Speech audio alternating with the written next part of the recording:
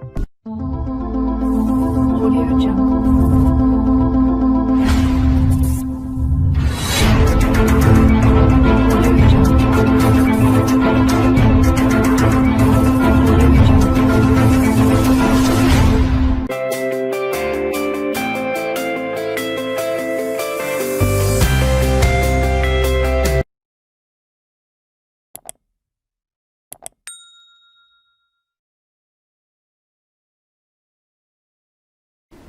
मित्रांनो नमस्कार.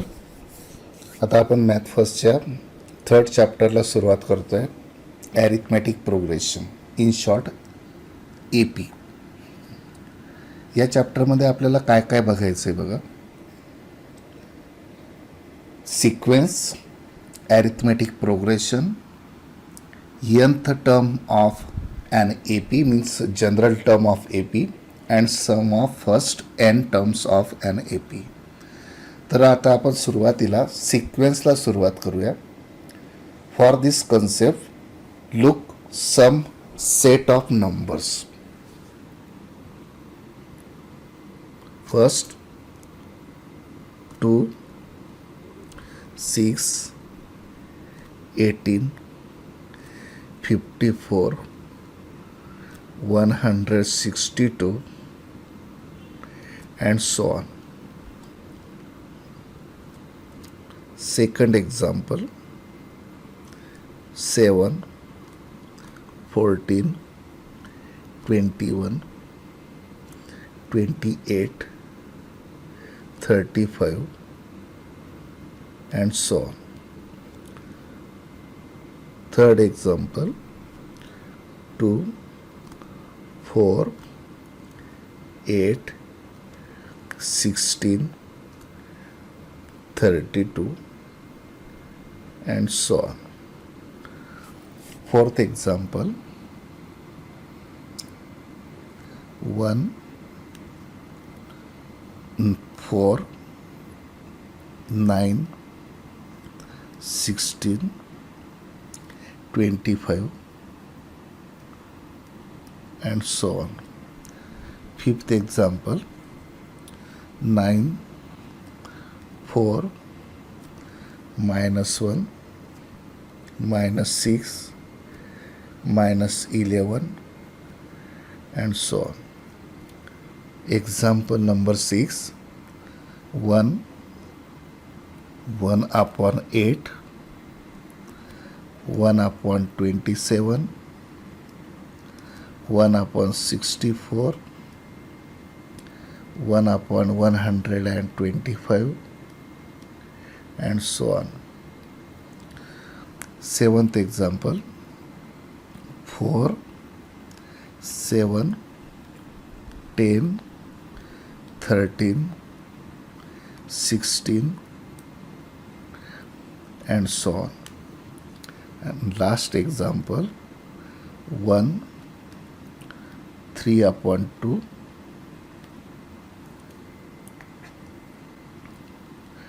2, 5 upon 2, 3, 7 upon 2 and so on. बघा हे काही संख्यांचे गट आहेत. तर प्रत्येक एक्झाम्पलमध्ये 5-5 आणि शेवटच्या एक्झाम्पलमध्ये 6 टर्म्स मी दाखवलेले आहेत.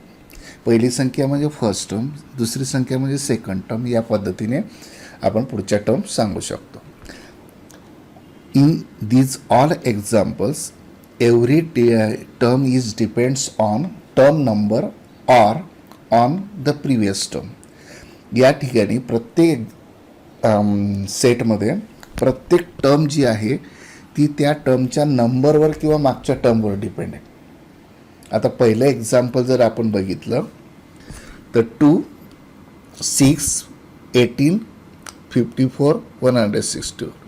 म्हणजे याचा अर्थ 2ला 3ने मल्टिप्लाय केलं 6 आला, 6ला 3ने मल्टिप्लाय केलं 18, 18ला 3ने मल्टिप्लाय केलं 54 आणि 54ला 3ने मल्टिप्लाय केलं 160. म्हणजे याचा अर्थ इथं मागच्या टर्मला 3ने मल्टिप्लाय करून टर्म काढलेली आहे.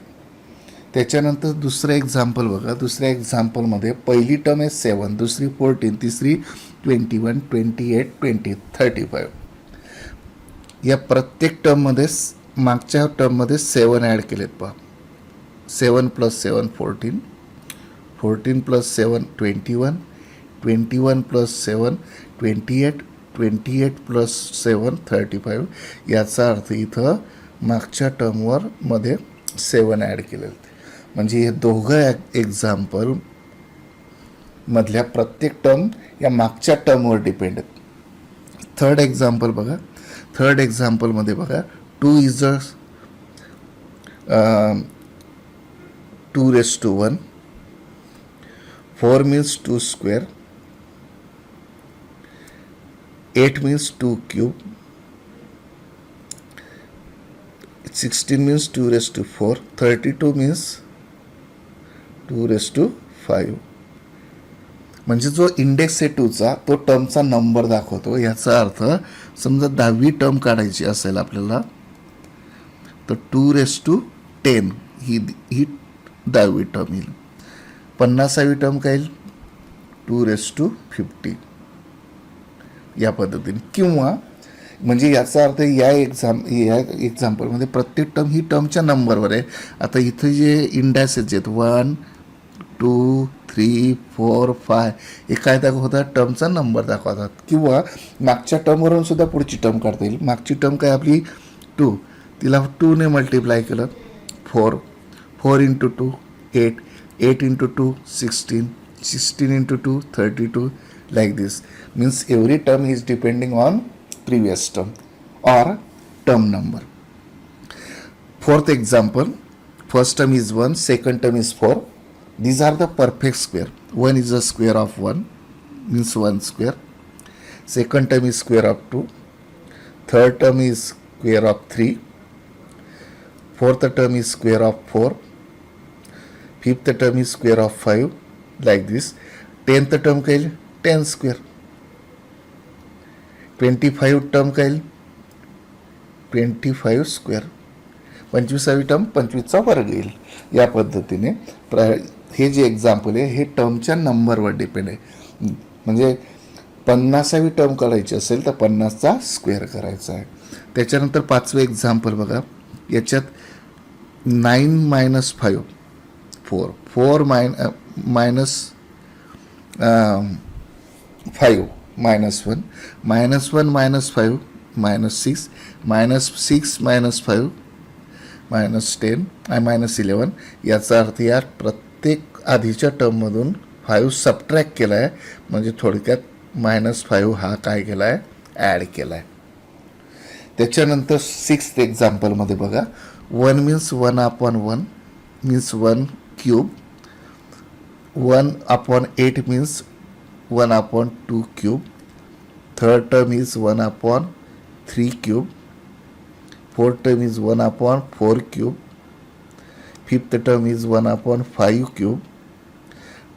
म्हणजे याचा अर्थ ही या ठिकाणी मागच्या टर्मवर डिपेंड न राहता टर्मच्या नंबरवर डिपेंड आहे. तशी आपण 25th टर्म कशी काढू शकतो 1/25 क्यूब 25वी टर्म या पद्धतीने. 7व्या एक्झाम्पलमध्ये बघा. फर्स्ट टर्म 7 आहे.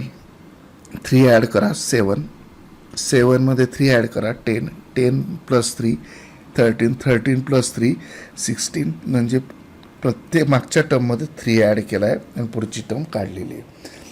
आणि 8व्या एक्झाम्पलमध्ये बघा. 1 + 1/2 1 + 1/2 3/2, 3/2 + 1/2 2, 2 + 1/2 5/2, 5 + 1/2 3, 3 + 1/2 7/2. म्हणजे या ठिकाणी 1/2 ॲड केला आहे. म्हणजे या सर्व एक्झाम्पलमध्ये काहीतरी पॅटर्न आहे. इथं प्रत्येक टर्मला 3ने मल्टिप्लाय करून त्याच्या पुढची टर्म मिळते. इथं सेकंड एक्झाम्पलमध्ये प्रत्येक टर्ममध्ये 7 ॲड केलं की पुढची टर्म मिळते. इथं टर्मच्या नंबरचा 2चा इंडेक्स हा टर्म नंबर जर घेतला तर त्या क्रमांकाची टर्म आपल्याला मिळते. किंवा मागच्या टर्मला 2ने मल्टिप्लाय करून सुद्धा मिळेल. चौथ्या एक्झाम्पलमध्ये टर्मचा नंबरचा स्क्वेअर जर केला तर ती टर्म मिळते.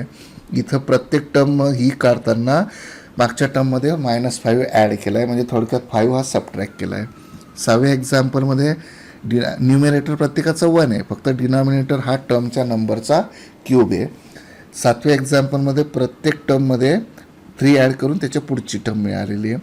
तसंच 8व्या एक्झाम्पलमध्ये सुद्धा मागच्या टर्ममध्ये 1/2 ॲड करून आपल्याला टर्म काढता येते, त्याच्या पुढची टर्म काढता येते. म्हणजे या प्रत्येक एक्झाम्पलमध्ये काहीतरी अरेंजमेंट करताना विशिष्ट अशी एक क्रम ठरवलेला आहे. Means in this set of numbers there is definite order in the arranging of these numbers, and these are called sequences. That means the definition of sequence is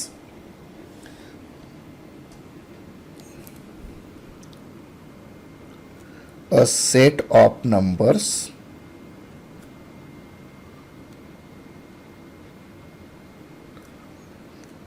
where the numbers are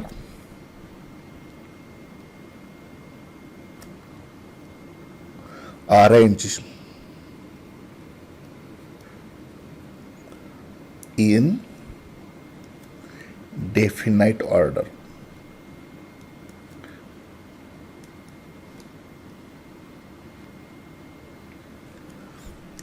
This set of number is called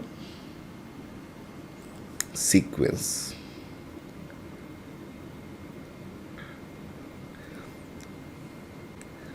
या पद्धतीने सिक्वेन्सची definition देता येईल. म्हणजे वरचे जे example all above examples are sequences.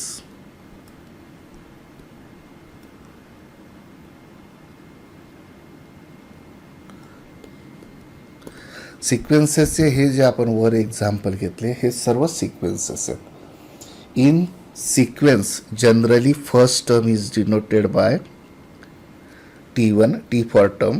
Second term is denoted by T2. Third term is T3. Fourth term is T4. 10th term is T10. Nth term is Tn, and this nth term is called general term of sequence. If Tn is the general term, then sequence represents as in curly bracket Tn, and this read as sequence Tn. या पद्धतीनं तिचं reading करता येतं. तर first term आपण T1 घेतो, second term T2, या पद्धतीने nth टर्म आपण Tn घेतो आणि तिथंच आपण त्या सिक्वेन्सची जनरल टर्म म्हणतो. आणि जनरल टर्ममध्ये कर्ली ब्रॅकेटमध्ये जनरल टर्म लिहिली तर तिला आपण म्हणणार सिक्वेन्स Tn, किंवा ती कर्ली ब्रॅकेटच्या ऐवजी या पद्धतीचा ब्रॅकेट लिहूनसुद्धा तो लिहिता येतो. This is also sequence Tn. आता ही सिक्वेन्स Tn झाली. जर त्या सिक्वेन्समध्ये नंबर ऑफ टर्म्स फायनाईट असतील, means for every natural number n there is a term Tn, then the term is called finite sequence. The sequence is called finite sequence. म्हणजे n हा शेवटचा 10 असेल, म्हणजे शेवटची टर्म कितवी टर्म असेल, 10वी term असेल, म्हणजे त्या सिक्वेन्समध्ये फक्त 10च टर्म असतील, तेव्हा आपण त्या सिक्वेन्सला काय म्हणतो, फायनाईट सिक्वेन्स. आणि जर टर्म्स ह्या अनंत असतील, म्हणजे n हा थांबत नसेल, तर तिला आपण म्हणतो इनफायनाईट सिक्वेन्स. इनफायनाईट सिक्वेन्स अशा पद्धतीने सिक्वेन्सची आपण डेफिनेशन घेतो. आता आपण ॲरिथमॅटिक प्रोग्रेशनकडे जाऊया. त्याच्यासाठी पुन्हा आपण ते 8 एक्झाम्पल बघूया.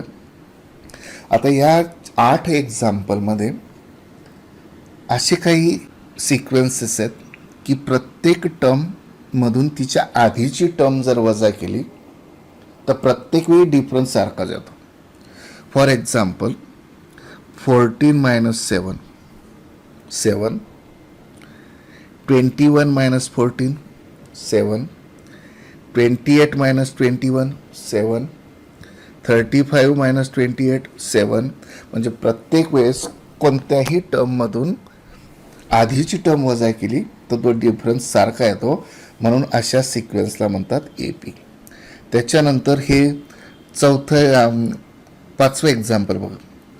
4 minus 9 minus 5, -1 minus 4 minus 5, -6 minus -1 means -6 plus 1 -5, -11 minus 6 -11 minus -6 means -11 plus 6 -5. म्हणजे प्रत्येक वेळेस डिफरन्स काय येतो आहे, -5 येतो आहे. इथं जसा प्रत्येक वेळेस 7 आला तसा, म्हणून ही सुद्धा काय आहे ए पी आहे. त्याच्यानंतर 7th example is an example of A P. 7 minus 4 3, 10 minus 7 is 3, 13 minus 10 is 3, 16 minus 13 is 3. Means this is the difference between any two consecutive term, and it's 8th example also AP. That means the definition of AP is in a sequence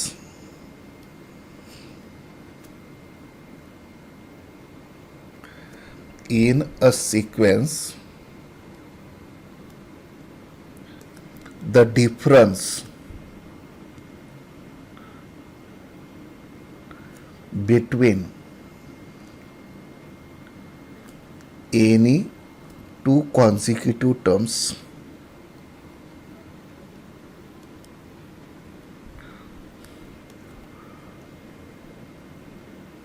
that means that is any term minus previous term.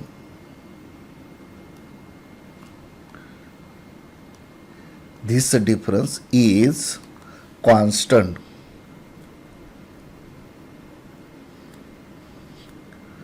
Then the sequence is called arithmetic progression, means in short AP. मग आता example म्हणून आपण मागे जे 8 example घेते त्याच्यापैकी पहिलं example काय होतं आपलं, की जी ए पी होती 7, 14, 21, 28, 25 and so on. Second example काय होतं 9, 4, -1, -6, -11 and so on. Third example काय होतं 4, 7, 10, 13, 16 and so on. And fourth example 1, 3/2, 2, 5/2, 3 and so on. या हे जे एक्झाम्पल आहेत सिक्वेन्सेसचे, हे सर्व एक्झाम्पल कसले आहेत ए पीचे, कारण या प्रत्येक सिक्वेन्समध्ये कॉन्झिक्युटिव्ह टर्मचा जो डिफरन्स आहे तो कॉन्स्टंट आहे, म्हणून या सिक्वेन्सला तुम्ही काय म्हणणार ए पी म्हणणार. ही झाली ए पीची definition. In general in an A P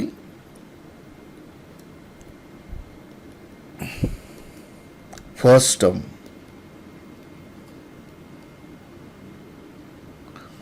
is denoted by small letter capital small letter a, and common difference the difference between consecutive terms, common difference is denoted by small letter d. Means in an AP the first term means T1 is A, second term T2, is डीने वाढणार म्हणजे A plus D. Third term T3 T2 plus D, मागच्या टर्ममध्ये D add होईल म्हणजे A plus D is equal to A plus twice D. Fourth term is T3, मागची term previous term is T3 plus D means A plus twice D plus D is equal to a plus thrice d, means T1 is equal to a, T2 is equal to a plus d, T3 is equal to a plus twice d, T4 is equal to a plus thrice d, T10 is equal to a plus 9d, like this and so on. या पद्धतीने आपल्याला पुढच्या term D ने add करून म्हणजे जो common difference आहे तो मागच्या टर्ममध्ये ॲड करून आपल्याला ए पी काढता येतं. तर इथे आपण सिक्वेन्स आणि ए पी यांच्या डेफिनेशन बघितल्या आणि एक्झाम्पल बघितले. आता याच्यावर आधारित जो प्रॉब्लेम सेट आहे 3.1 तो पुढच्या लेक्चरमध्ये आपण बघूया. थँक्यू.